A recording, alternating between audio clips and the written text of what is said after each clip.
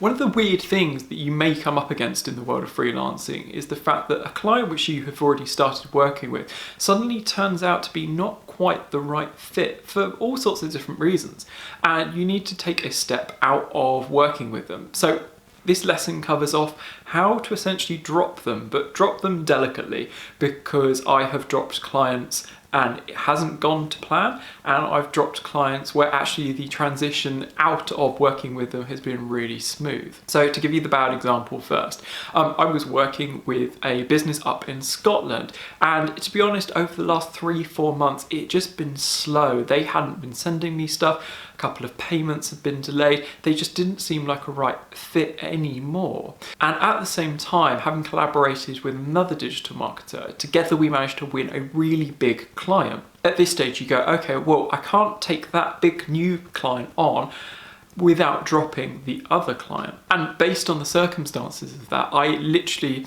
and very naively just sent them a quick email going, look, I'm really sorry, I'm going to have to say that this is the last month that we're going to be working together. At that stage, you're never going to really know whether that is the thing that is right or wrong. And I kind of learned from this, because what happened was is that we subsequently ended our contract with the big client, and quite randomly the smaller client based up in Scotland came back to me.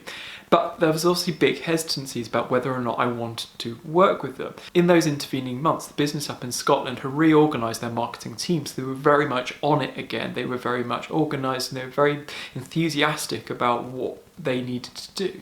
So my reservations about working with them had suddenly disappeared. But what had stuck around was the fact that they were concerned that I was potentially just going to drop them out of the blue again. And fortunately, I managed to win them round, and we carried on working together. In those circumstances, it made me realise that, first of all, sending an email to a client like that is not the most appropriate thing to do, and that you almost need to have some initial conversations about what it is that you're finding a challenge or a frustration before leaving them as well. If you do get to the decision that you do want to leave them, then this is the process that I would go through. It's one of those things where, you know, there are going to be clients that you're not going to want to work with anymore, and that's not a problem. But it's the sort of the way you go about working with that client. In other instances where I've dropped clients, I have started to mention it on a client call. In terms of what I've actually been saying, it's more often than not a case of, you know what, I'm working on a lot of other projects at the moment. I think you'd be better placed finding someone who can do X. So often it's a case of actually saying, you know what, working with me isn't going to be the right thing for you. I'm going to be stretched too thinly, for example.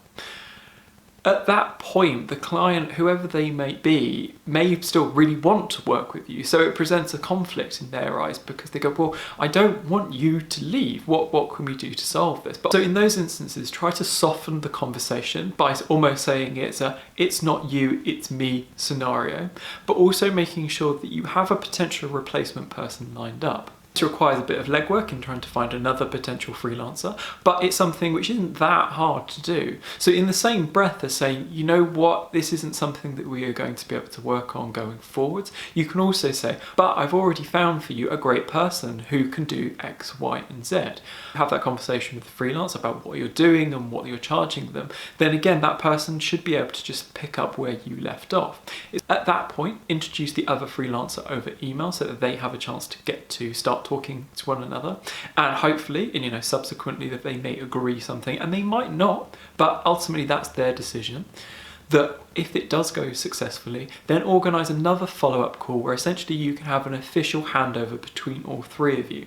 In many instances, this is just to go over what you already may have said to both parties separately, but it just essentially hands it over very smoothly from one person to the other, so that you can know with confidence that A, that client is getting a good level of service, and that the other freelancer that you have brought in can carry on from where you've left off. The reason for saying all of this is that at that point, that may be in some people's eyes going above and beyond, but it establishes a really good relationship with the client you've been working with, so that subsequently, if things do change, they may come back to you. And the fact that they still have a very positive understanding of who you are and can still go on to recommend you to other people.